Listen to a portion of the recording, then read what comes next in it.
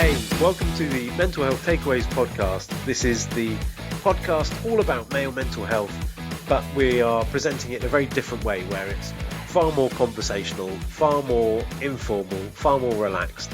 And talking of conversational and informal and relaxed, today's guest is all of those things when he's talking, but an epic athlete when he's out there running. Brad?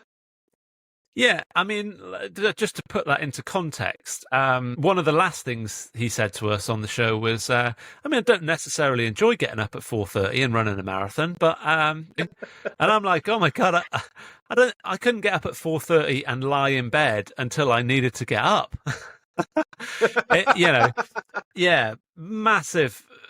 Massive props to him. What a great guest, doing awesome things in terms of his own journey and the things that he needs to do for his mental health, but also really raising awareness for some great charities and for his kind of experience of suffering with bereavement through suicide. Yeah, what a guy. I mean, a tiny bit of context in terms of getting up out of bed at 4:30 a.m.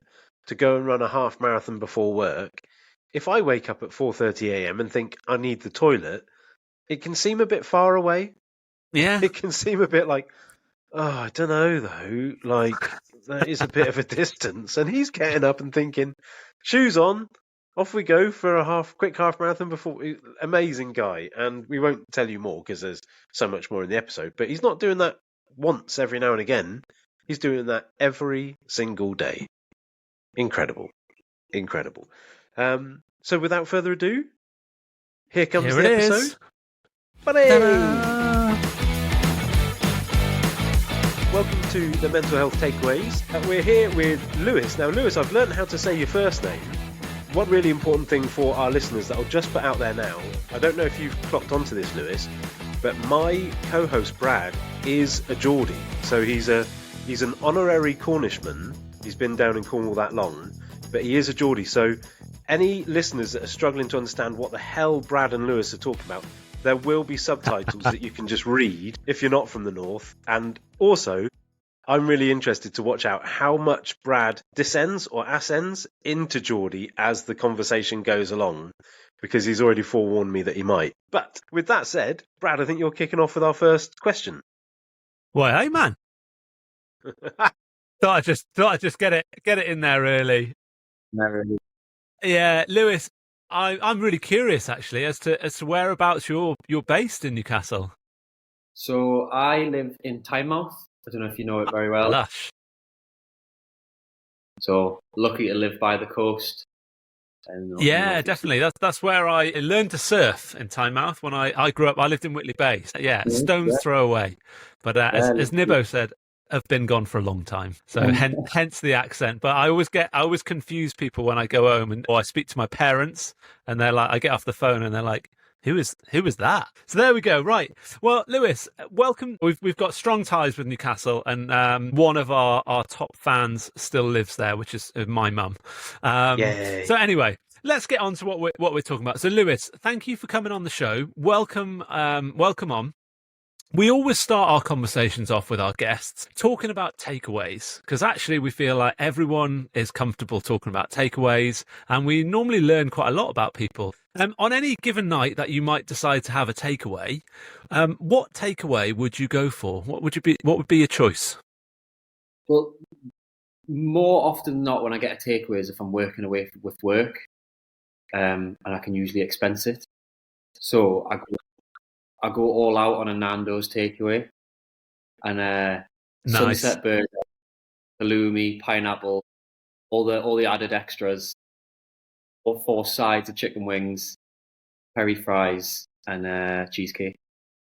I love how specific you're being about that. Of like, yes. I absolutely know this order. Man of routine. Yeah, that's it. Yeah, and you're all good, like banging through those calories, and we'll discover a little bit more later about why that's good. But that's never a concern for you, right? No. The only concern is I need to make sure it's below 40 quid. So that's my main concern. Is that the limit? Is that on the work account? What do you do for work, Lewis? So I work in the environmental sector for EDF Energy. Okay. So primarily work in sort of decommissioning of nuclear power plants. Gosh, wow, sounds very exciting. Pretty And neat. there's the bonus of a 40 quid takeaway whenever you're away. That's it. yeah, Strong stuff. cool. But takeaway, obviously, if you're working away, then it is very much a takeaway for yourself. If you were at home, would things be different? Would it be takeaway with friends, or is it just does it just tend to be a solo thing for you? If I'm working away, definitely solo. But if I'm at home, probably takeaway with my girlfriend. I don't know if you'll know the sort of restaurant, sort of almost a chain around here called Sambuca's. It's like an Italian restaurant, and often get a Sambuca's takeaway, pizza, pasta. Nice. Brad doesn't know it because he's not a real Geordie anymore. No, I know. I was really hoping I knew it, but no, it's all changed. It's all changed. Yeah. I could see your little brain going away, like, oh, say you know it. Say you know wishing. it. Oh, you don't know it. Got to know it. Do you know, I wouldn't know much at all anymore. But there we go. Excellent. So really strong choice there. And as Nibbo quite rightly said, you're not concerned about the calories. We'll get into that a little bit later. My first question for you, Lewis, is going to be a would you rather, and it's a bit of a silly one, but it's going to lead us nicely into you talking about what it is that you're currently up to. So our first question to you is, would you rather run a marathon every day or have to sprint everywhere you go? I'm going to say sprint everywhere I go. Okay. And what's the thinking behind that? Only because naturally, I mean, I've always ran. We can come on to it. I've always ran since I was a young kid. But naturally, I much prefer shorter distances. So the marathon's really not my bag. That is the point where you need to explain why we're asking you about marathons. Given that marathons aren't your bag, that's quite a surprise. As a runner, I would always prefer to race and compete in like maybe an 800 meters or a 1500 meters or a 5K. But anything further than that in terms of a race, not really what I would enjoy. I like the sort of competitive aspect of something a bit quicker. But yeah, obviously at the minute, I'm doing the polar opposite of that. So talk us through, what is it you're doing at the minute? I started on the 25th of January of this year, and I am running the equivalent distance of Newcastle, where I live, to New York, which is 3,332 miles, which equates to 128 marathons in 128 days. So every day since the 25th of January, I've ran 26.2 miles, as well as working full time. Like, that is staggering. Do you get met with disbelief when you tell people? It's funny. I think it depends who, because it's hard. I think it's hard for people to comprehend what a marathon actually is. So a lot of people are like, "That is insane. That's absolutely mental." But others are like, "Oh wow, that's great. Well done." And I don't think they really understand what it means. I'm not made for long distance running. Or running. Shut up, Brad. Fuck off. I did athletics at school. I was the Bath and Wessex champion at 400 metres. Shut up. But I did a half marathon once, and I was screwed. And I didn't do it quickly, and it wasn't impressive. And that's the basis I'm using to understand what a marathon must be like. But I'm not even thinking of, well, it's 2 half marathons, because it's not. I imagine it's a half marathon, and then it just gets tougher and tougher after the halfway point.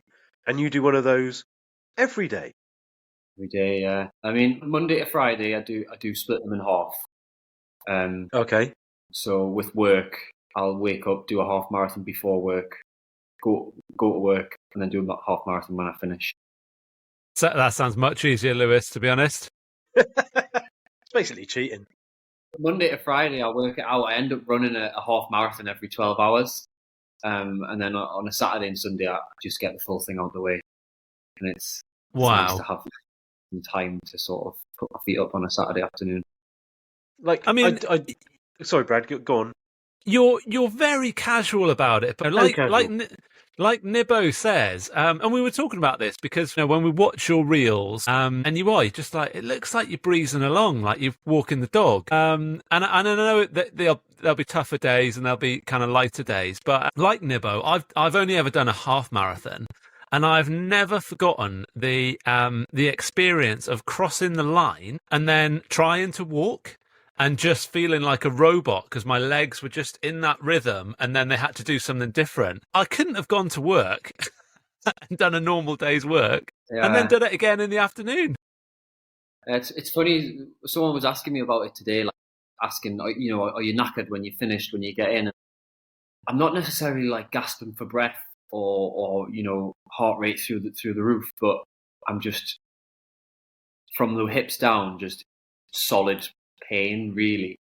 So I guess that's probably why on the videos it probably looks like I'm kind of breezing through, because cardiovascularly I'm not really struggling too much. It's more like my muscles, my joints, my knees are just getting pounded, really. Yeah.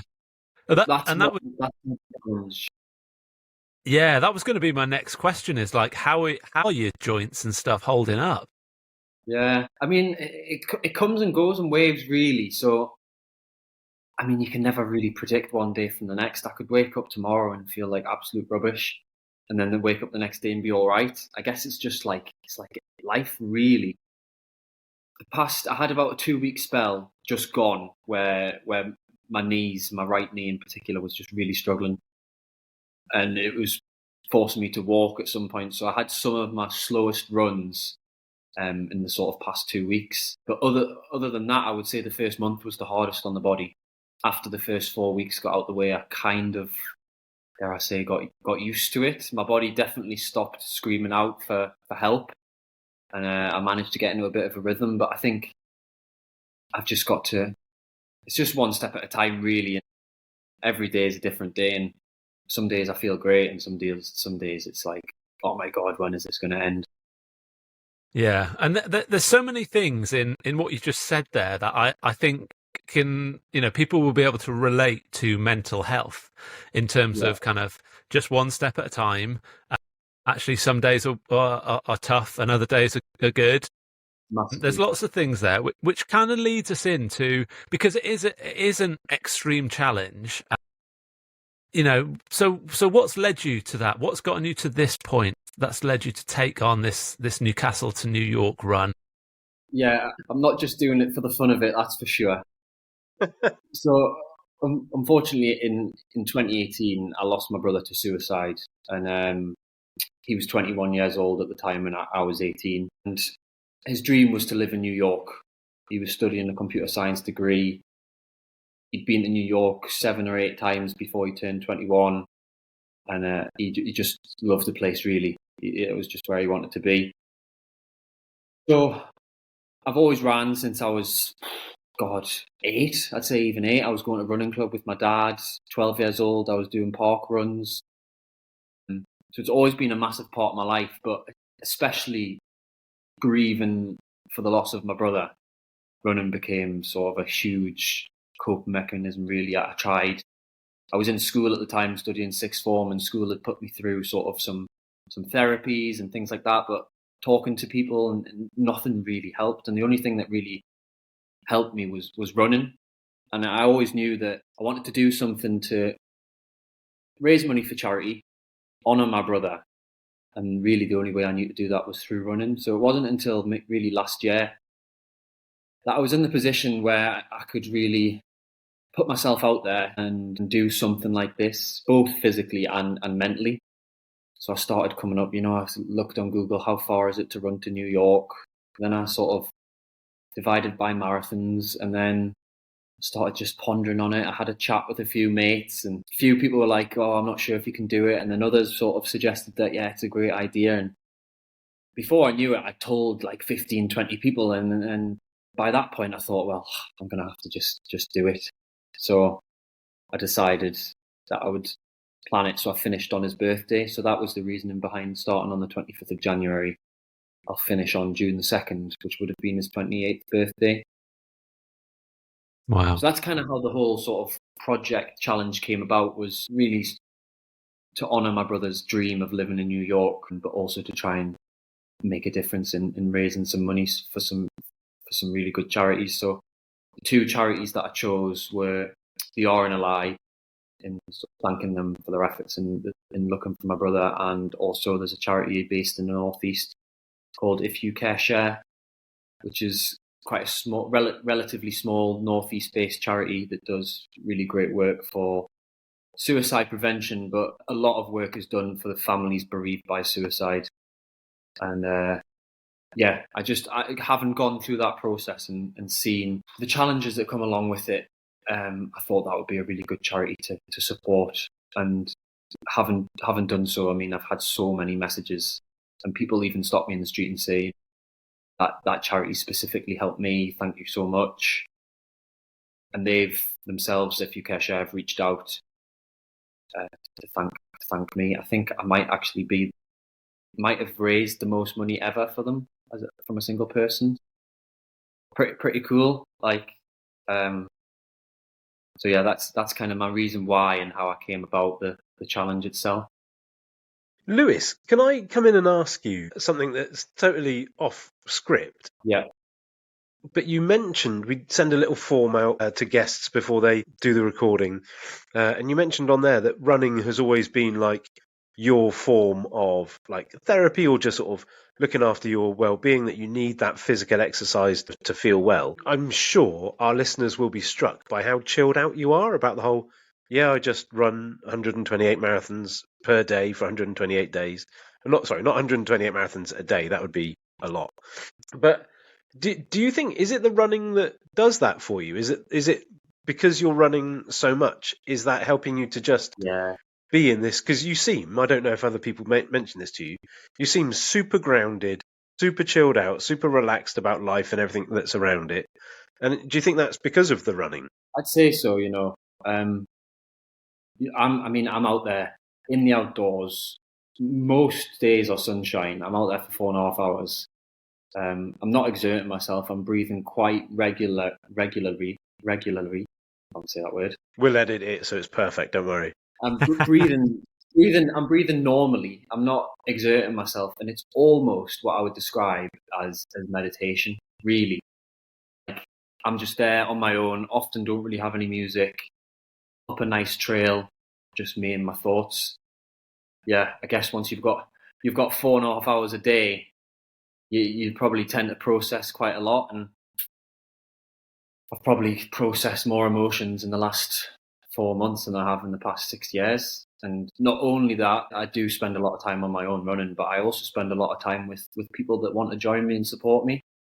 And I've never spoke about my brother and what happened to my brother more in the past 3 months than I have since he died. And as guys, I've got mates, we'll go for beers. They would never in a million years ask me, so what did Connor used to like to do? They would never ask me, so how are you getting on, or how are you finding things? But doing this challenge, I'll be on a run and people will ask me, friends, people who just want to join, so did your brother like to run? Or they'll ask me, how are you getting on? Are you struggling? Are you okay? And not just physically, they'll ask me like genuinely if I'm okay. Never had that before. So this whole challenge has really given me a space to be able to talk about my brother quite comfortably, and also process a huge amount of emotion and grieving that probably I didn't do at the time. So although it's difficult, it's been a massive sort of, I'd say, learning experience, but it's just been a real good time for me to just get a lot of things off my chest and be able to go through the emotions of dealing with it. Such a complete and full answer. I did a tiny bit of research, was as much as I could sort of squeeze in between tonight being confirmed and actually tonight being recorded, around things like sudden bereavement and like unexpected bereavement. And what I found was somebody giving their account about how everybody told her that she was being incredibly brave by getting up and carrying on and continuing to live her life. And her response was like, what choice have I got? Like, I call it brave if you want to call it brave, but what choice have I really got? And I wondered, do you feel like you're being brave by doing your amazing challenge and the epic effort that you're going to go through that? Or is that a compulsion? Do you feel like you have to do it and you've got no choice and you're just driven to do it? Yeah, it's like people. I was visiting family in Scotland at the weekend, and my auntie asked me. She said, what keeps you going? What gets you out the door every day? And I couldn't really answer it because although I get loads of lovely messages, people telling me, keep going, you're doing really well.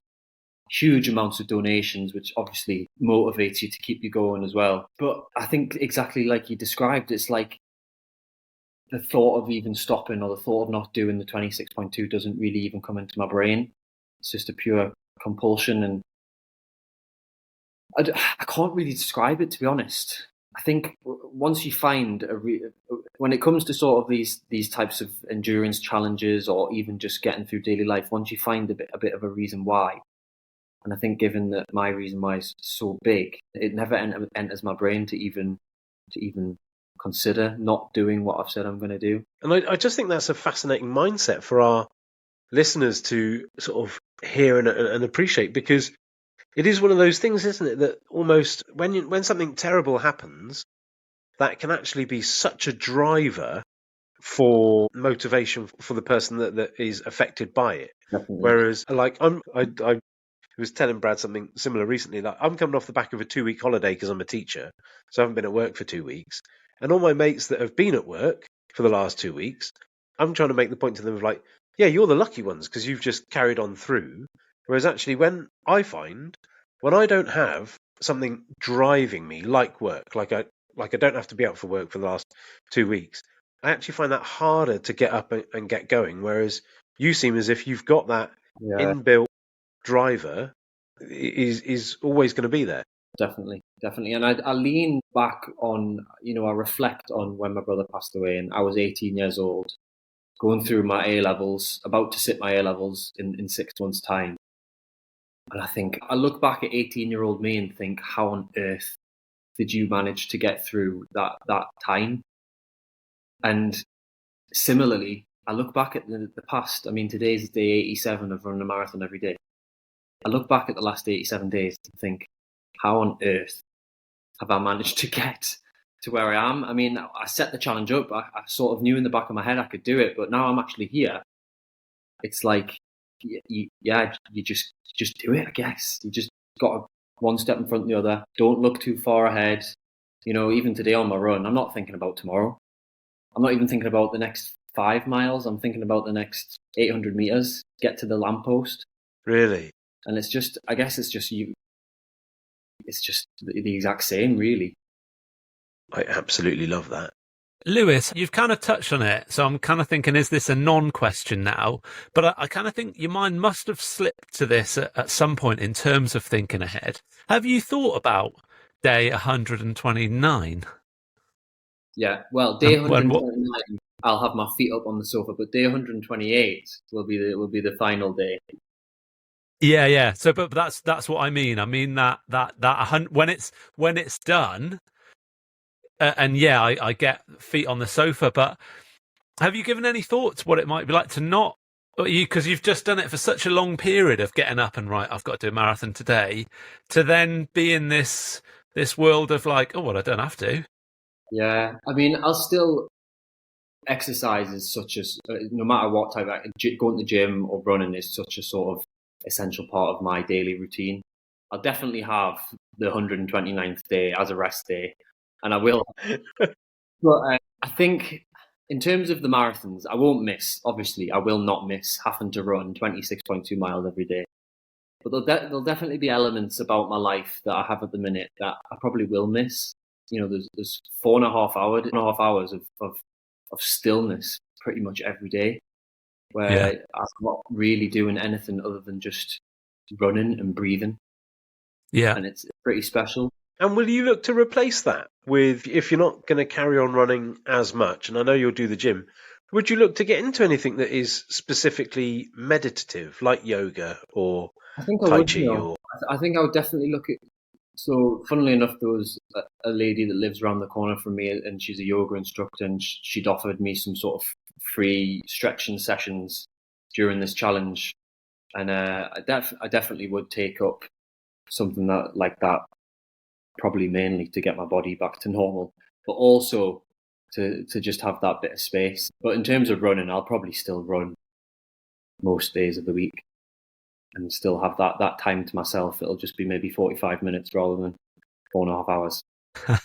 I absolutely love that you're having I'll have one rest day out of 129 and then crack on again, no big deal. I mean, I've thought about the sort of week after, and I don't think it would probably be a good idea to have a hard stop.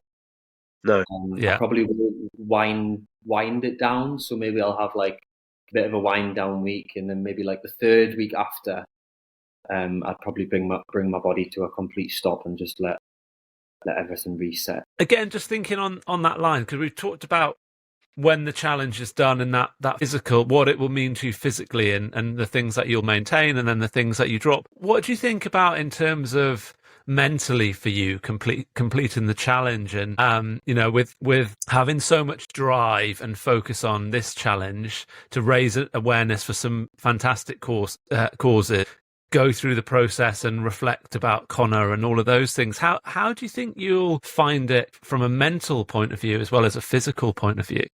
Yeah, I mean, the first thing that a lot of people ask me, and it's a natural question really, is sort of, do you have anything planned next, or what would you do? Anything else? Would you do another challenge?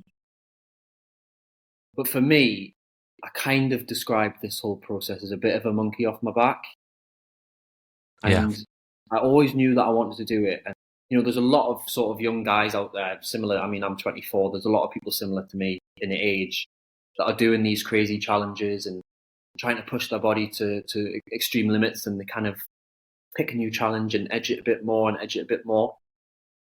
But for me, that's not really my motivation in doing this. Once this challenge is done, that's really for me not something a box ticked, but just something that I really wanted to do. And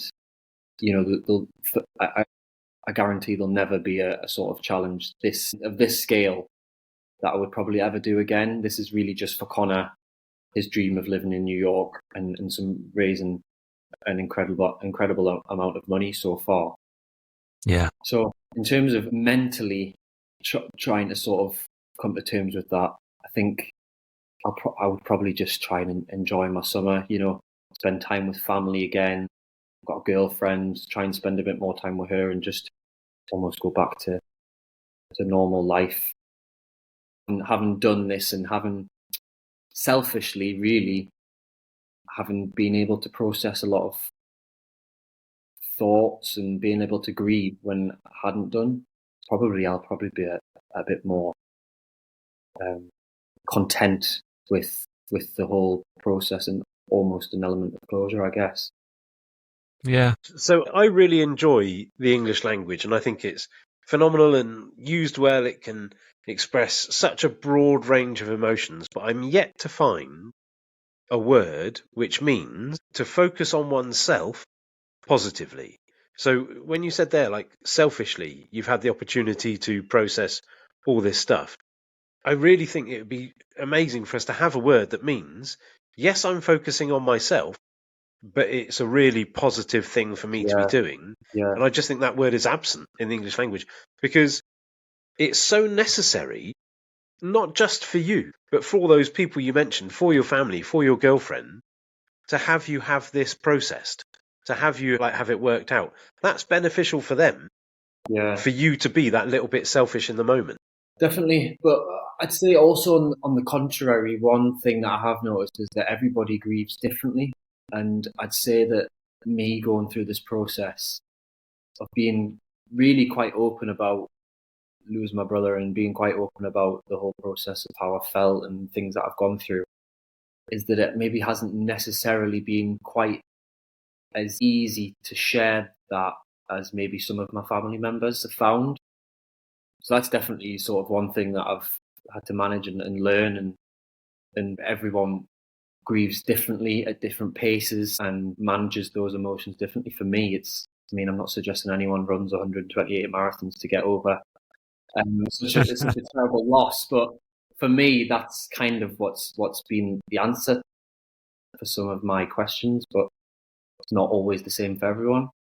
Which is, again, fascinating, because the whole point of these podcasts is that we get people on to discuss issues around male mental health, and then with the hope being that our listeners can learn from that. And I think it sort of bears repeating that, yeah, we're not saying go and run 128 marathons in 128 days, but I'm absolutely certain that there's stuff that Brad and I will learn from what you're saying and be able to pick up and go with, okay, like that's one of the lessons that we sort of take from Lewis. But I'm also sure that our listeners will hear different things to that Brad and I heard, and they'll pick out other bits and think, oh, well, that was what was working for him. I'll try that bit as well. So I totally agree. And although, not everyone will want to run 128 marathons in 128 days to cope or to manage emotions, but what I would say is that I strongly, strongly believe that even just getting out for a walk, or even just getting a bit of sunshine, bit of fresh air, the slightest bit of exercise can change a whole day. Like, I've had some proper terrible days where I don't want to do anything, don't want to get out of bed, and I force myself out for a run. It's not really because I want to run, but it's because I know how I'll feel once it's done. Yeah. And there's people. So probably one of my proudest things of this whole challenge is there's people that have messaged me and said, I've started running because of what I've seen you do, and I just think that's like incredible. Really, my manager at work started Couch to 5K, and although she might not have poor mental health currently, she's now got that sort of tool if it's ever needed. Oh, I'm totally on board with that. It's that whole, why would you take vitamins if you're not ill? Well, like, you can prevent yourself getting unwell. And so your boss might not have a traumatic event. It might just be general maintenance of mental health through exercise. Yeah, and exercise has been humongous for me in managing those emotions. So that's one thing that I think people could probably take away, is that, a bit of running, 15 minutes around the block will sort you right out. That's cool. A good phrase, isn't it? Sort you right out. It's so good that you're just inspiring different people in different ways, and like you say, because everyone's got to find their own way of whatever they're going through, and for lots of people, kind of walking, running is so accessible. So the fact that you're inspiring them, with your story, with what you're doing, I think it's great. It's brilliant. Yeah, thank you. Right, we're back into slightly. I don't know if it is silly or if it's not silly, but we've got another would you rather question for you, and it springs from that idea that it really seems to me like you're just making the most of your life, and that you're really out there trying to live as much of your life as you possibly can. The average life expectancy for a man in the UK is 80 years old. Would you rather, for you and for everybody else, that average life and you've got to pick one, you can't stick with as it is now. Would you rather that average life expectancy was 40 years, so halved, or 160 years, so doubled? And I'm really proud of myself for asking that question, because I think it's a good one. Don't say it's a crap question. Is the rate of aging the same? So like Yeah, I think so. I think it is. I think, but maybe something happens at 40, like you age exponentially between the ages of 39 and a half and 40 years old. You just get really incredibly old really quickly. Or you could get to live like 160 years, but my God, like that's 160 years. Yeah, I mean, there's so many factors that would go into that, especially like in terms of work and things like that. But probably 40. If you could live a good life, 40. And why so? Why not have 160 years of a potentially good life with 100-year-long retirement? Well, yeah, I guess if you've got a 100-year-long retirement. Now maybe I'll change my mind. 160 years and live a long life. What would you go for, Bradley? I don't know. I think I was on board with Lewis actually at the 40. but you max it out, rather than the kind of get to 160. But if you're knackered at like 80, but you've then just got to put in all those years, but actually you can't do a lot of the stuff that you want to do. I went to the beach recently with my other half, and we were talking about kind of getting ice creams and stuff like that. I thought you were going to talk about we were getting married. No. So getting ice creams, and we were talking about kind of aging and stuff like that, and she was really like, like fuck it, you just like smash all of that stuff now, because like you want to enjoy the good years, like you don't want to extend, necessarily extend your life, but actually be fucked. So you might as well enjoy it now, and I think that kind of goes to that kind of 40 years, and I guess lots of people probably become a bit complacent. Whereas like, I mean, to be the age you are, Lewis, and doing the challenge, and, it being such a powerful reason behind it and such a good cause, and to raise all of that money, it really highlights what can be done, can't it? What people can achieve when they set their mind to something. And I think you're a great example of people really wanting to live life to the fullest and make the most of things. I think, to be honest, losing my brother when he was 21 probably plays a massive part of that, because I've seen dreams and a whole life ahead of him be sort of taken away and gone, and I can feel myself getting complacent sometimes. And it's funny you use that word, because it wasn't so long ago I asked my mum, what's the one thing I hate, and she was like, being complacent. And it's probably true. Like I hate the feeling of just sort of being comfortable and plodding along, and before you know it, you're 50, you're 60, and you haven't really got much to show for it and things like that. So I guess, and that's probably influenced by me losing my brother at such a young age. I've seen those dreams never get fulfilled, and that's probably a massive reason why I'm kind of just like, stuff it, I'll do whatever I can in as little time as possible. But it's a really powerful lesson for everyone, isn't it? That whole idea that no matter who you are, this is not going to last forever. Yeah. No matter who you are, you won't, none of us get out of this alive. Yeah. So you've kind of got to get on and do the stuff you want to do whilst you've got the life to do it, I reckon. Massively. Brad, were you going to come in on something there? Yeah, I mean, just along a similar vein, really. I think lots of people, as they get older, that's when we start to recognise how precious time is. And I think kind of what you're doing raises the profile of that for people to think about that at every point in their life. I look around nowadays and see people stuck in their phones and all of that stuff. And it's like, is that really how you want to sort of spend all those hours? We did an episode that we recorded the other day about phones and social media, and I can't remember the amount of hours it was in a week now. And I think it was like about 30 hours a week people spend on their phones. More. And I just think, so it's great that you're out there with this message of like, you can do this. You can do 128 marathons in a day. Not suggesting everyone does it, like you say, but what could you do? What could be your thing? And that gives you kind of all of the benefits that you're talking about, not only kind of physical, although the joints are suffering, but the benefits in terms of your mental health and guiding you through that grieving process. Yeah, definitely. And I've surprised myself doing this. I mean, I did know I could do it, but before starting, I definitely had some doubts. And it's blown me away how powerful the mind is. I question myself most days, how on earth am I going to get through 26 miles? Or if I start a run and I'm not feeling great, it's like, how on earth am I going to get through the next 4 hours? And then I get to the end of the run, and I'm like, how on earth did I do that? And the mind is like, I don't think I fully appreciated what I had within me. And I reckon it's the same for anyone. You would massively surprise yourself. You put your mind to something and you really want to do it.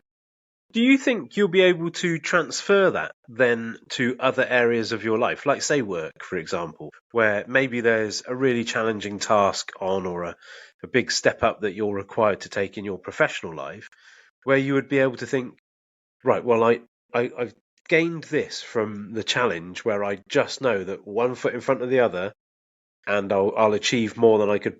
Well, I'll achieve what I know I can achieve, because you've said a couple of times, like, I knew at the start I could do this, but now I do reflect and think, my God, look at what I've done so far. So do you think you'll be able to transfer that to your professional world or personal world? I think so, definitely. I mean, there's sort of a level of confidence, I guess. I haven't finished it yet, so there's still 41 days to go, but there's definitely sort of a level of confidence where it's like, yeah, I said I was going to do something and I did it, and it was hard. Some days I didn't want to do it. There's, most days I don't want to wake up at 4:30 and go run in the dark, but I did it and I do it. And it's like, yeah, if I can do that, what else can I do if I really put my mind to it? I don't think there's a limit. If you can do that, I don't think there's a limit. You could maybe be the first person to jog into space or something. I don't know. You'd be the new Katy Perry. Yeah. So, Lewis, what we do at this stage in the recording is ask you, there's 2 alternate versions of yourself that we'd like for you to imagine that you get to meet. The first one is 8-year-old you. So, 8-year-old you get to meet him. You can give him any advice you want, but you only have a minute with him. So, and you have to explain it in a way that would make sense to an 8-year-old. Yeah. So what would you tell him? Well, looking back, I'd probably tell him to spend more time with your brother. And probably, well, that's a difficult question. Probably spend more time with your brother and be grateful for the time that you do have at the minute. I look back on family holidays and going away as a family of 4 really, really fondly. And probably at the time didn't appreciate it. And as I grew into my teenage years, you don't often really want to hang out with your siblings. You want to hang out with your mates. And if I could go back, I'd probably be there for my brother maybe a little bit more and spend more time with him. That's another incredibly powerful example of complacency, isn't it? That I think everyone does that. Certainly with me and my grandparents, I can remember thinking, why didn't I ask my grandfathers more about the war? And I would have been young when they passed away. But nevertheless thinking, why didn't I make more of it? And then not always learning that lesson. Like, my father is not very well at the moment, and I have, just by virtue of his partner being away for the last 3 days, so I've seen him for the last 3 days. But other than that, I don't make a massive effort to spend a lot of time with him. But as we've said earlier in the recording, everyone's gonna move on eventually, and maybe one of my lessons from this recording needs to be, like, don't take that for granted. Don't take anyone for granted. No one's going to be here forever. And maybe not for my 8-year-old self, but looking back, I had no idea what my brother was going through, but none of us did. And now I'm so acutely aware of what people might be going through, because I've seen someone who I thought was absolutely perfect, having a great time, and they weren't. So now, even if I see someone being the happiest in the room, I know for a fact they probably aren't. Yeah, so I guess maybe message to my 8-year-old self would be just, not everyone is as okay as they may seem. I just find that fascinating. Like, there's so much to dwell on there. But your minute is up. That's gone. 80-year-old you comes sprinting into the room, because he's got to sprint everywhere still. Poor old boy. And like, the image of him that I like to have is that idea of that he's happily reflecting on all the stuff that you've achieved in your life, but you get to ask him anything you want to ask him, but likewise you only get a minute to ask him what you want to find out about him and the future versions of yourself. What would you ask him? I'd probably ask him if there was anything that he ever wished he did that he didn't do. Because I'm always conscious, especially when it comes to maybe traveling and seeing parts of the world. I always have it in the back of my mind, like, I really need to go here before it's too late, or I really need to go here before I maybe have kids or get married. So I'd like to hope that 80-year-old me is pretty content with not even necessarily everything I achieved, but just everything that I did, especially through my sort of 20s, 30s. And if you had to guess, what do you think he would say? What path do you think you're on? Do you think you're on the path to be able to say, yes, us Lewises, achieved everything we needed to achieve or everything we wanted to achieve, or we at least attempted it? I think so. Definitely. I mean, I think it's within my nature is to always want more and to never really be sort of satisfied. And I think that's the same with everyone. You achieve something and then you want something else. So I reckon so. I mean, if I reflect back, I'm pretty content with everything that I've done up until this point. Yeah, you'd have to be pretty bloody ambitious to be the kind of person that runs 128 marathons in 128 days and think, I haven't really done enough there. That's a lot. Definitely satisfied. I mean, I go to bed at night and I'm thinking, yeah, I've probably earned my sleep tonight. So yeah, no shit. You must go out like a light when you... Yeah, out like an absolute light. I mean, I did anyway, but even more so now. Does your head even make it to the pillow, or do you just... Definitely not. Yeah. My girlfriend always moans because she likes to watch TV in bed, and I'm like, my head hits the pillow, and it's like... Well, I think it's well-deserved rest, isn't it? Brad, do you want to jump onto the takeaways?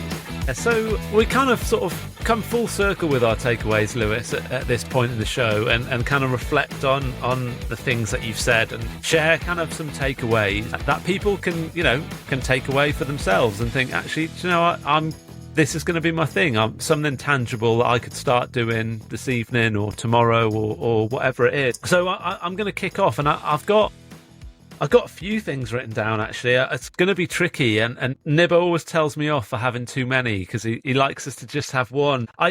I think the overwhelming thing that I've got from you is, if I had to describe this episode in one word, I would choose the word powerful, because I think you are very calm. You strike me as a very calm, chilled out individual. You're not sort of swinging from the rafters to get this message out there, but the things that you've said throughout the episode, I think, have just been really powerful.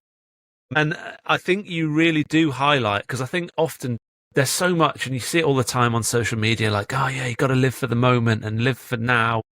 And I think everyone kind of reads that stuff or sees it and goes, yeah, true.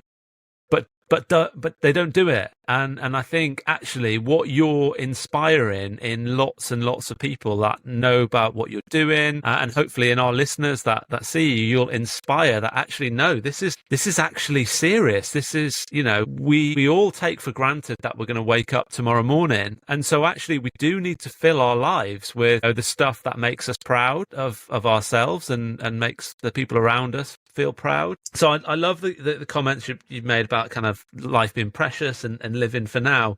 But I think my takeaway has to be to highlight the things you talked about in terms of, because you actually flipped the script a little bit. I think for lots of men, and hence the reason behind this podcast, we don't do well at talking. And if we're struggling with something, whether it be bereavement or whether it be stress or anxiety or whatever is going on in a man's life, we tend to work more and think, I'll bury my head in the sand and work more, and I won't talk about it. And actually what your journey has highlighted in terms of you processing your grief is that actually the running has been really significant, because yes, it's been a coping mechanism, but actually it's given you time to process. And I think often men are a little bit afraid to process their emotions. And so instead of going for a run and having that time in our own head, that's when people pick up the phone and they scroll, or they spend more time at work or whatever. So it stands out to me that actually you gave yourself time to reflect through exercise. And actually the other thing we don't do is we don't talk. But this project that you're doing, this feat of endurance, has brought the conversation to the table. And you highlighted that has been a really powerful way for you to actually process your emotions. So actually, without even kind of knowing it, you are advocating, actually, it's okay to have time to think about our emotions and our feelings and process that. And it's okay to talk about it, which are the two very things that we stand for. So that's a very long takeaway, but that's going to be my takeaway, that actually, no, take some time and that doesn't mean, necessarily you've got to sit in the dark room and sit and think to yourself, but actually find something you enjoy doing, and your brain will kind of process a lot of those things for you. Good takeaway, Bradley. Yeah, so my takeaway, I've got loads written down here, but I am going to condense it just into one thing, because I think it's a lovely little soundbite, really. When, Lewis, you said that you are, what day are you on now? 87. That on day 87, you're not thinking really about day 128, and you're not thinking about day 100, and you're not even thinking in the morning about the afternoon's run. And you are thinking about getting to the next lamppost. And I absolutely loved that on a challenge of this scale, what that looks like or could look like in the future is beyond really the scope of your imagination. But getting to that lamppost, getting to that next mile marker is relevant and real to you in real time. And I think that's the thing that could transfer out into other people's lives in whatever anybody is going through, whatever anybody is attempting to achieve of significance. Just work out, what's my next little marker, get to that, just get to that next marker, and then I'll worry about the next marker when I'm there, and so on and so on. So I think I don't want to say anything as corny as the journey of 1,000 miles starts with a single step, but effectively it is that mindset of like, just get to the next point. Was there anything that you think is a key takeaway, a key piece of learning from the conversation? I guess the conversation and also the challenge is just that, like you said, the challenge itself, if I think about 128 days, it's impossible. But if I think about, can I get out the door, can I put my trainers on, and can I take a few steps? Yeah. Once I've taken those first 10 steps, I'm down the street and I'm not going to turn back. I'm already in the run. So it's just like, often the hardest part is rolling out of bed and getting my trainers on. Once I'm out the door and once I'm cracking on with the run, it's never as bad as it seems, or it's never as bad as I've told myself it's going to be. And I think, like you said, that can be transferred in anything in life. It's often not quite as bad as you tell yourself it's going to be. And if you can just get that first step out the door, whether that's it for a run or for anything, you've kind of beat it already.